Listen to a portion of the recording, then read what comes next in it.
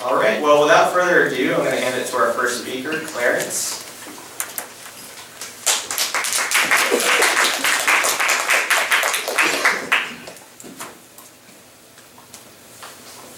Ladies and gentlemen, boys and girls, MBA and future MBAers of all ages, if I could draw a line through the middle of the world, everyone in this room, everyone in the world would be on one side of that line or the other.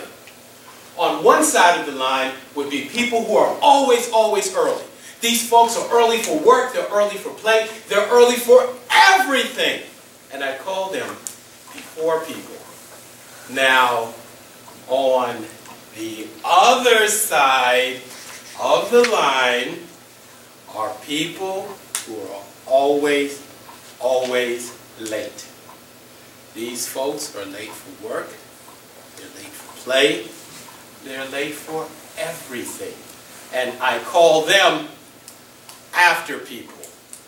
I know we have both before people and after people in this room.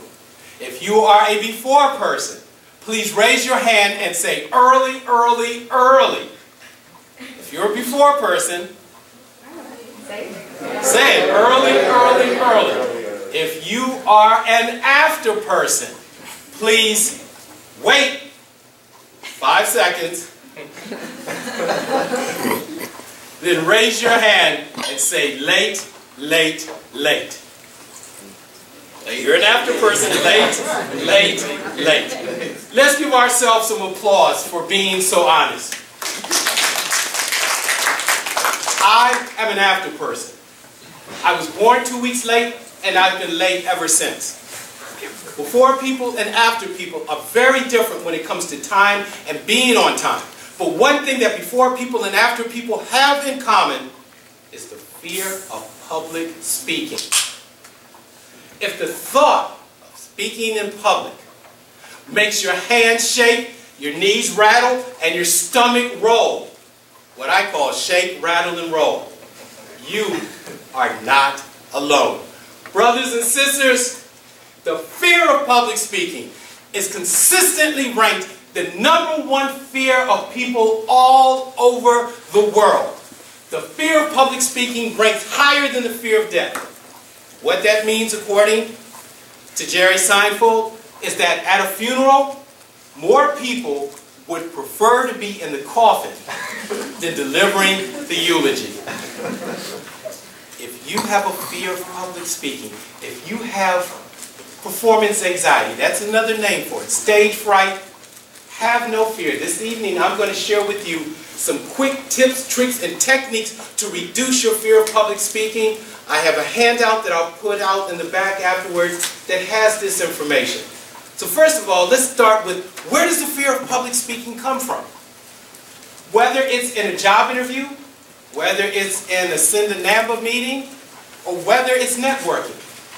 You're talking to more than one person, then you are doing public speaking.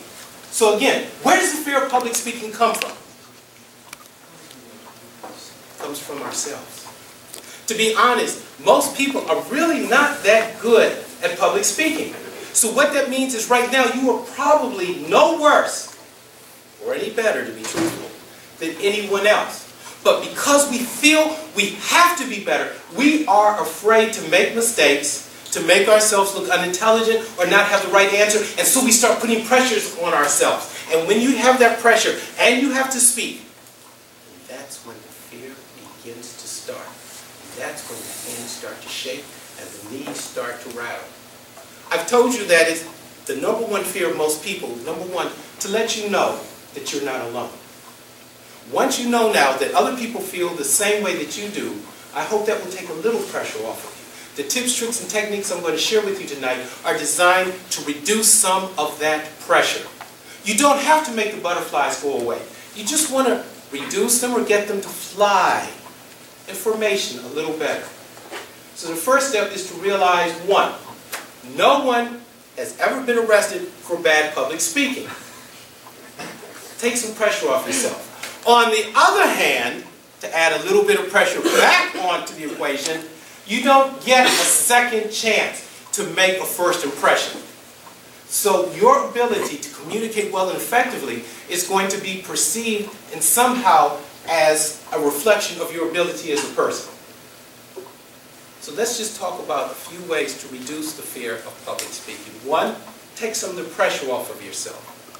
Number two, wherever you have to be, whether it's networking, meeting, giving a presentation, get there early. Allow time for traffic jams and Murphy's Law and anything that could go wrong. Because what happens is if you're a little nervous to begin with and then you're running late, then your adrenaline is starting to pump and you're just starting to feel overwhelmed. Find out where you're supposed to be. If it's a really important interview, and I can tell you this because I've probably done wrong everything I'm telling you to do right, and that's how I know to tell you to do it correctly. If it is an important interview or meeting, even if it's in your building, unless you have been there and you're absolutely certain that you know how to get there, arrive early. That will take some of the pressure off of you. So arrive early. Make sure that you know what the dress code is. You can call up and ask ahead of time, so that being dressed appropriately, being there early, will also help you to relax.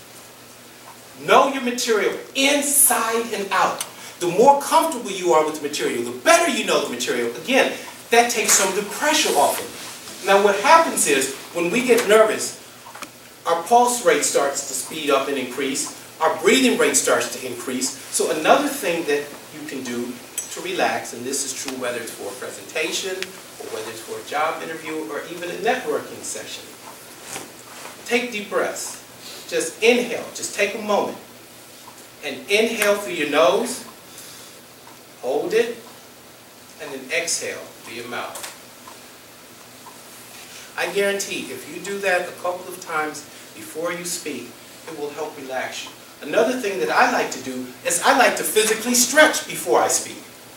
So if you see me over in the corner, I'm not having a fit or something, I'm just loosening up. Because what happens is, as you are physically relaxed, you will also be mentally relaxed. And being mentally relaxed allows you to focus on your message. And the more you focus on your message, the more you're taking pressure off yourself, thinking, how am I doing? How am I coming across? So again, you can just find a corner, you can go where no one can see you, and you can just do a shoulder roll. Everybody try that. Just do a shoulder roll for a moment. Do a shoulder roll. Just roll your shoulders slowly. Maybe tilt your head a little to your left and your right. And you can do that even if you're sitting at a table or at a panel. If you have a little more space, then you can get a little more creative with your stretching. But the point is, I guarantee you, you will feel more relaxed. And the more relaxed you feel, the more effective you're going to be. Another thing that I like to do, in addition to doing the physical warm-ups, is I like to do a mental warm-up.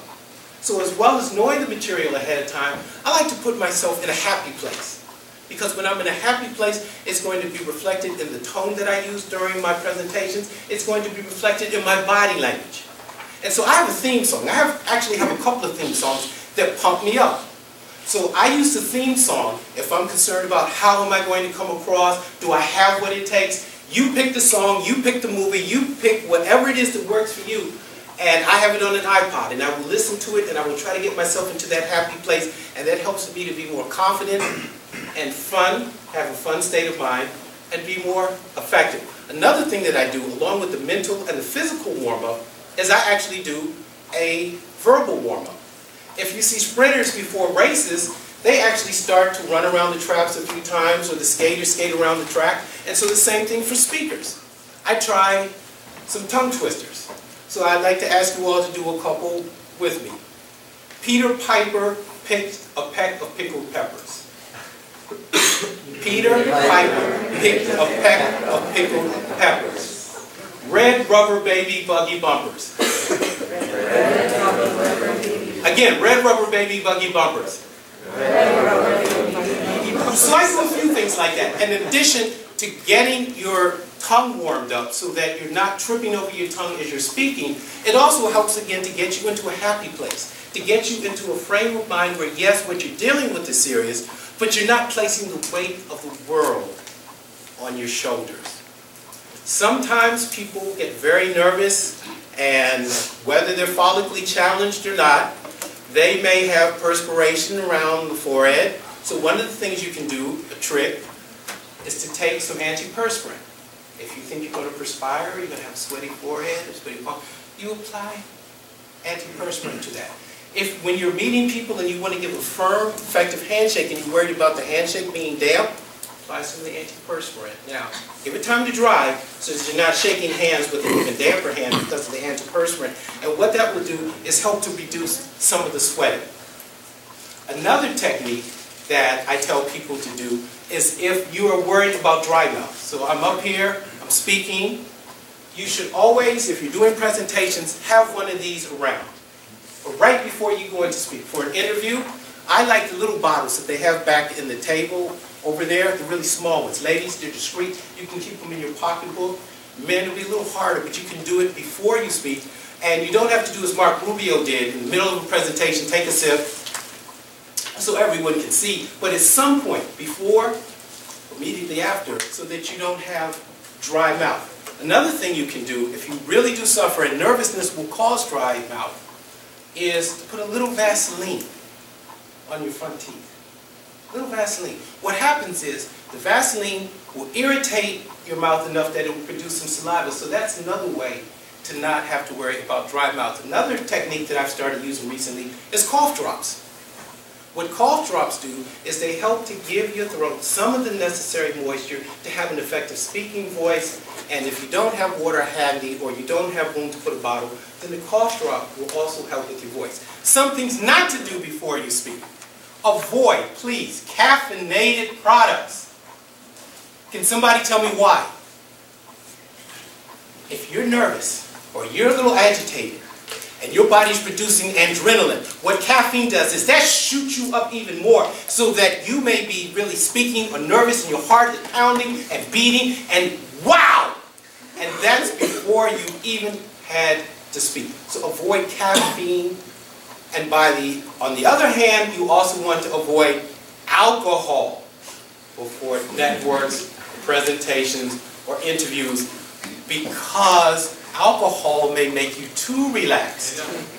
It may affect that part of the brain that would stop you from saying certain things, impulse control. So again, please avoid caffeine and alcohol before speaking. Please avoid dairy products. Dairy products sometimes produce mucus, which would again affect your speaking voice and ability. What you can do also, and I'll put the plug in now, is to practice as much as possible, but practice with feedback. I'm a part of, as most of the speakers tonight are, an organization called Toastmasters.